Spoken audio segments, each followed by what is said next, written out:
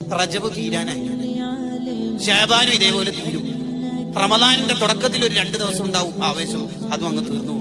എത്ര റമദാൻ നമുക്ക് അള്ളാഹു തന്നു, എത്ര വാളിന്റെ മജ്‌ലിസിൽ നമ്മൾ അള്ളാഹു പങ്കെടുപ്പിച്ചു, എത്ര ഉസ്താദുമാരെ നമ്മൾ കണ്ടു, എത്ര പേര് നമ്മുടെ മുന്നിൽ നിന്ന് മരിച്ചുപോയി, എത്ര ഖബർസ്ഥാനുകൾ നമ്മൾ അള്ളാഹു കാണിച്ചു തന്നു. എല്ലാ രാത്രിയും ഒന്നാമത്തെ ആകാശത്തേക്ക് അള്ളാഹുവിന്റെ റഹ്മത്ത് ഇറങ്ങിയിട്ട് അള്ളാഹു ചോദിച്ചില്ലേ, ഹൽ മിൻ മുസ്തഗ്ഫിർ, ആരെങ്കിലും എന്നോട് പൊറുക്കലിനെ തേടുന്നുണ്ടോ, ഞാൻ നിങ്ങളെ നന്നാക്കി തരാമെന്ന് പറഞ്ഞില്ലേ?